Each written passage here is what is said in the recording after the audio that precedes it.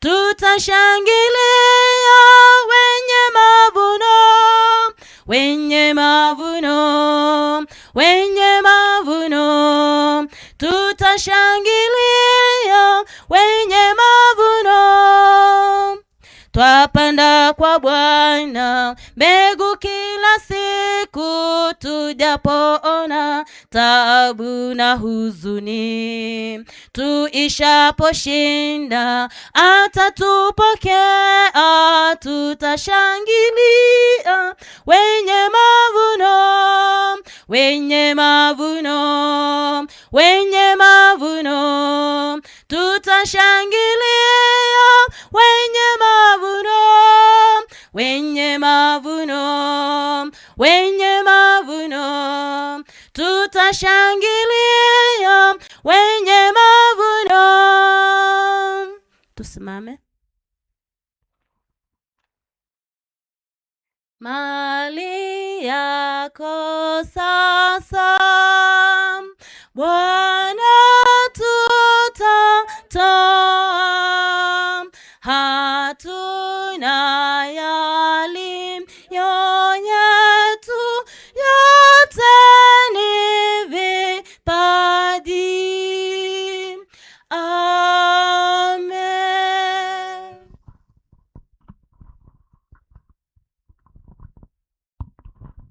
Tuombe. Baba Mwenyezi Mungu, asante kwa sababu ya sabato yako takatifu. Tumeikabidhi mikononi yako katika wakati huu. Bariki kila mmoja amefika katika kikao hiki kwa sababu ya huduma ya siku ya leo. Bariki hiki kiwanja ambao kinaitanishwa na jina lako. Angalia wanawake wametoa saka na sadaka. Wabariki kila mmoja.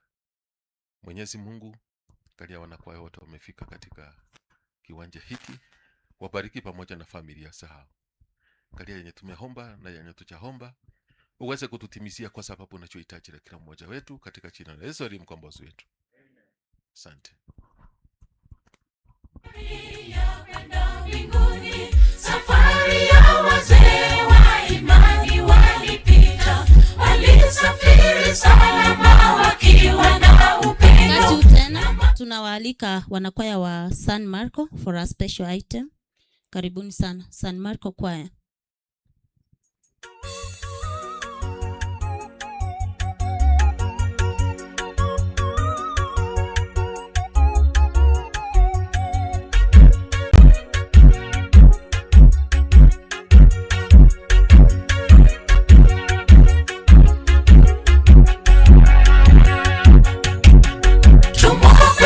Safari ya kwenda mbinguni, safari ya wazee wa imani walipita, walisafiri salama wakiwa na upendo, na mali yao yote walimkabidhi Mungu. Tumo kwenye safari ya kwenda mbinguni, safari ya wazee wa imani walipita, walisafiri salama wakiwa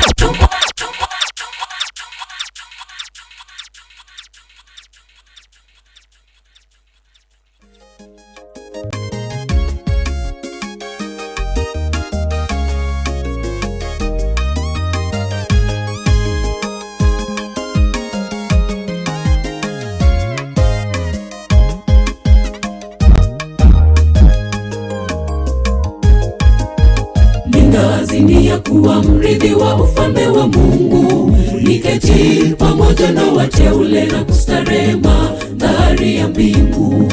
Natamani kurithi uzima ule wa milele. Yesu uniongoze. Ninaazimia kuwa mrithi wa ufalme wa Mungu, niketi pamoja na wateule na kustarehe mandhari ya mbingu. Natamani kurithi uzima ule wa milele. Yesu uniongoze. Kama ni mji wa ahadi, natamani niwepo pale, majina ya watakatifu yaitwapo. Natamani niwepo pale, nijapopita kati ya bonde la mauti, sitaogopa kwa kuwa yu nami. Gongo lako na fimbo yako vyanifariji. Kanaani mji wa ahadi, natamani niwepo pale. Majina ya watakatifu yaitwapo, natamani niwepo pale. Nijapopita kati ya bonde la mauti, sitaogopa kwa kuwa yu nami. Gongo lako na fimbo yako vyanifariji.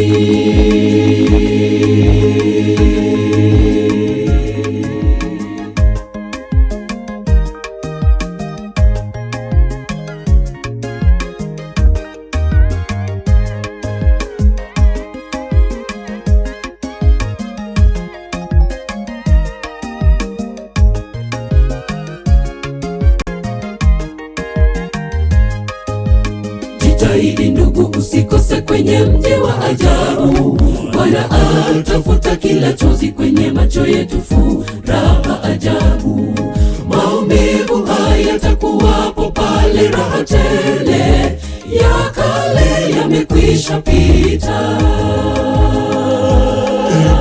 Jitahidi ndugu, usikose kwenye mji wa ajabu. Bwana atafuta kila chozi kwenye macho yetu, furaha ajabu. Maumivu hayatakuwapo pale, raha tele ya kale yamekwisha pita. Kanaani mji wa ahadi, natamani niwepo pale. Majina ya watakatifu yaitwapo, natamani niwepo pale. Nijapopita kati ya bonde la mauti, sitaogopa kwa kuwa yu nami. Gongo lako na fimbo yako vyanifariji. Kanaani mji wa ahadi, natamani niwepo pale. Majina ya watakatifu yaitwapo, natamani niwepo pale. Nijapopita kati ya bonde la mauti, sitaogopa kwa kuwa yu nami. Gongo lako na fimbo yako vyanifariji. Kanaani mji wa ahadi, natamani niwepo pale. Majina ya watakatifu yaitwapo, natamani niwepo pale. Nijapopita kati ya bonde la mauti, sitaogopa kwa kuwa yu nami. Gongo lako na fimbo yako vyanifariji. Kanaani mji wa ahadi, natamani niwepo pale. Majina ya watakatifu yaitwapo, natamani niwepo pale. Nijapopita kati ya bonde la mauti, sitaogopa kwa kuwa yu nami. Gongo lako na fimbo yako vyanifariji. Kanaani mji wa ahadi, natamani niwepo pale. Majina ya watakatifu yaitwapo, natamani niwepo pale. Nijapopita kati ya bonde la mauti, sitaogopa kwa kuwa yu nami. Gongo lako na fimbo yako vyanifariji.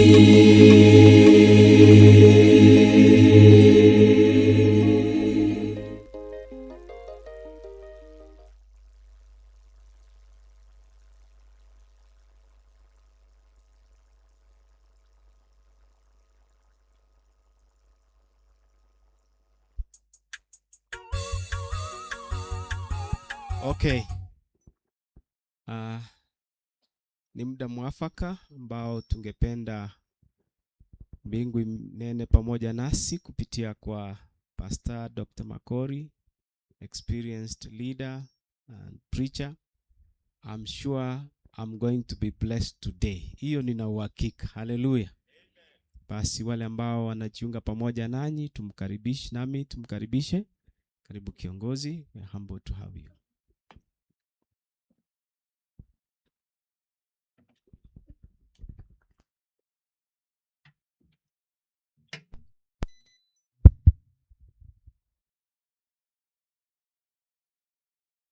Basi na wasalimu hamjambo.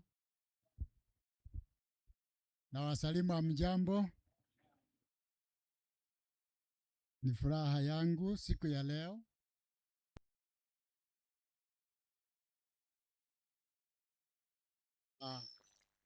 Dr. Tinega alivyosema, mchungaji wa hapa. Sasa hivi mnajua, wengine hamjajua. Sasa nilihama union nikaenda division, lakini ijulikane kwamba hii ndio union yangu. Halafu conference hii ndio conference yangu. Halafu district hii ndio district yangu ya Sobea. Na kanisa hili la San Marco ndio kanisa langu. Kwa hivyo hata nitembee namna gani, usijali. Kama nitembee namna gani, niende wapi na wapi, ile sisi kutoka nyumbani tunasema mahali ambapo umezaliwa, hapo ndio unatacha. Mimi ni fulani wa fulani, natoka Kenya, lakini natoka mahali ambapo unatacha kijiji. So na mimi nikiwa Ethiopia, Democratic Republic of Congo, Tanzania, wapi na wapi, Eritrea, Somalia, bado hapa ndio nyumbani. Na nina furaha sana kuwaona ninyi wengi hivi. Wengine nawafahamu, wengine siwafahamu. Lakini siku ile Mungu atakaporudi mara ya pili, aondoe giza yote, tutajuana kwa majina hata bila kuambiwa mimi ni fulani wa fulani. Kwa hivyo kabla ya kutarajia siku hiyo, tuikutana njiani, nisimamishe uniambia, pastor, nakujua. Hata mimi sikujui, basi nakujua. I am a fellow worshiper with you in this district, in this conference, in this church. Na nashukuru sana kuona wazee ambao tumefanya kazi kwa ukaribu sana, Msebosire na watu wa Bomasan. Nilifurahi sana, kuna kwaya ambao imetokea huko San Marco, hapa imetokea. Ni ile mlimani mliita, lakini sikijui kama wao wameunda kwaya. Lakini makanisa yote tunasema Mungu awabariki katika maisha yenu na familia zenu na ibada zenu ambazo mnazifanya, tukimngoja arejee mara ya pili. Ache kutunuzuru kutoka shida na matatizo tulizo nazo dunia hii, kanisa hili na kila mahali tunapopita. Mambo ya magonjwa, maafa, kupigana, kelele na drama, yote itakwisha siku moja. Lakini kabla ya hapo, mpaka tukutane hivi, tufundishane ili ijulikane. Na washukuru sana wapangaji wa hafla ya siku ya leo ya muziki. Na waliponiambia, sikuwa na uhakika, niliambia Elda nitakuwa kwa ajili ya kazi, nitakuwa Tanzania, lakini kuangalia vizuri nakuta kumbe Tanzania next weekend. Kwa hivyo nikampigia simu tena kwamba basi nina nafasi na nitakuja. Na niombe radhi sana, wapi yule mwinjilisti ange sasa maji. Najua maji kwetu hapa ni maji, na maji ya uzima. Unisamehe sana kuchukua nafasi yako. Najua mimi sipendi mtu ameambiwa uhubiri, ameomba, ametafuta mafungu, alafu wanasema mtu wa division anakuja, wewe kaa kando hapo. Mimi sio wa sample hiyo. Kwa hivyo thank you very much and apologies for taking your place. Lakini nimeona umekuwa slotted somewhere, kwa hivyo tutasikiliza ujumbe ambao ulikuwa nao. Kwa vile leo ni siku ya kwaya na wanakwaya wengi mmekuja, tumeanza ibada, mmebariki watu, na tutasidi mpaka siku ishe. Itachukua muda mchache sana nizungumzie jambo ambalo lilikuwa mada ya siku ya leo, ambayo ilikuwa mguzo wa imani. Mguzo wa imani. Loosely translated in English, the experience of faith. Ile kitu, if your faith does not touch your brain cells, your emotions, your everything, then hiyo kitu haijaingia. Kwa hivyo mguzo wa imani ndio mada ya siku ya leo, ya kwamba ibada ya leo ilete mguzo kwa kila mmoja ambaye atatuangalia hapa, yuko hapa kituoni, na wengine ambao wako katika hewani, because nimeambiwa this service is online. So may I also take this opportunity to welcome the online congregation that hapa tulipo ni San Marco SDA Church, na karibu sana mahali popote mnategea, na katika district ya Sobea Central Rift Valley Conference, na tunawaalika sana. Kwa hivyo kichwa cha mazungumzo yetu machache inaitwa The Last Message to a Perishing World. The Last Message to a Perishing World. Ujumbe wa mwisho wa dunia ambao inaangamia. Ujumbe wa mwisho. Najua kila kabila, kila watu wanadhamini sana maneno ya mwisho. Hasa kama mtu ameishi, ni baba, ni babu, ni shangazi wa miaka, na amehisi hivi karibuni atakufa. Anaita watu. Na kila mtu awe na shughuli ya aina gani, mpaka haje hapo anasema babu ambaye yuko miaka 95 ameita watu wake wote, wachukuu, watoto wa kiume na wa kike, na dada zao walioko, na ndugu zake. Basi kila mtu anajua we are going to listen to the last message of a patriarch or family. Kwa hivyo maneno ya mwisho ni ya dhamana sana kwa kila mtu. Kwa hivyo na mimi nimesema ya kwamba kila mtu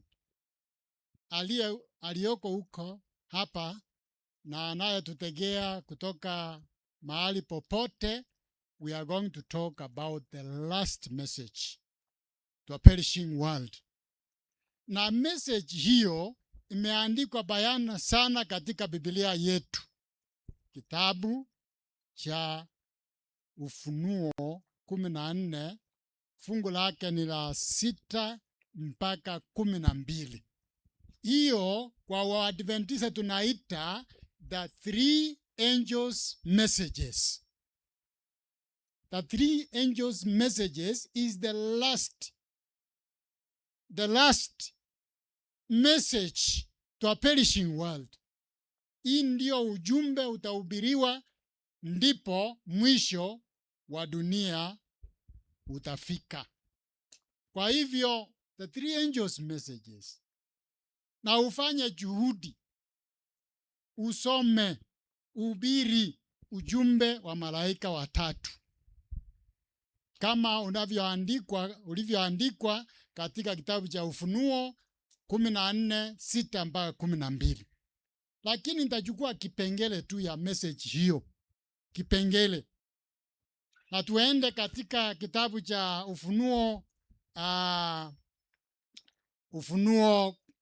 14 fungu lake ni la 7. Ni la 7, nisome hicho kipengele. Halafu mwingine atasoma Kiswahili. Anasema the last message summarized hii na mambo mengi. This is the message, and worship him who made heaven and the earth, the sea, and the springs of water. Amen. That's the message broken to its simplest. Hiyo ujumbe wa mwisho wa kuhubiriwa ulimwengu kwa kila kiumbe, lugha na jamaa na kila mtu, hatujali hali yake ya kiuchumi, hali yake ya kisiasa. We have one message. Na hiyo message is, and worship him who made heaven and the earth and the springs of water. Hiyo ndio ujumbe. Sasa dunia inataka kusikia hiyo ujumbe wa ibada ya Mungu. Kiswahili nasema? Kiswahili inasema, Yes. akasema kwa sauti kuu. Hapana, hicho kipengele tu.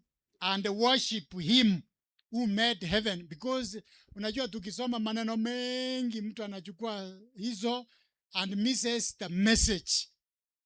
The Yes. last message. Inasema, Aha. msujudieni yeye aliyezifanya mbingu na nchi, Yes. na bahari na chemchemi za maji. Yes. That is the message. Kwa hivyo tukisema ya kwamba ujumbe wa mwisho, mahubiri ya mwisho ya kuhubiriwa ulimwenguni kote is, and worship him who made heaven and the earth and the springs of water. Worship him. Na maisha yako yote yawe katika mambo ya ibada. So the last message is about worship. Hata na shetani anajua hivyo. Ndio maana chochote ambacho kinatumika katika ibada, katika kumwabudu Mungu, mpaka shetani aipige vita. Ukiona shetani ametoka na nguvu zake zote, anapiga jambo fulani vita, ujue ya kwamba that is what is. But of all things, shetani hajali mambo ya maendeleo, mambo ya mijengo, mambo ya nini na nini, lakini ikiingia mambo ya ibada, kuabudu Mungu, basi hapo atatumia kila mbinu, iwe ni ugonjwa, iwe ni magomvi, iwe ni nini, kupigana vita na ibada. So the great controversy, worship is at the center of the great controversy. Shetani hapigani vita ovyo ovyo. No, he fights on target. And the target he fights is anything associated with the worship of God. He will fight. Kanisa inaweza kufanya hivi, leta kamati, leta hii na hii, leta maridhiano, nini na nini, but you know that anything that pertains the worship of God, Satan will fight it. Hivyo ndivyo tunasema hivi. Na ninasema washiriki wote, kitabu hiki, wale ambao mna macho mazuri, kitabu hiki kinaitwaje? Yes, soma sana. Soma. Ndio sisi viongozi tunasema ya kwamba kila kanisa iwe na nakala 2, 3, 10 za church manual ambao ni latest. Na hata Kiswahili.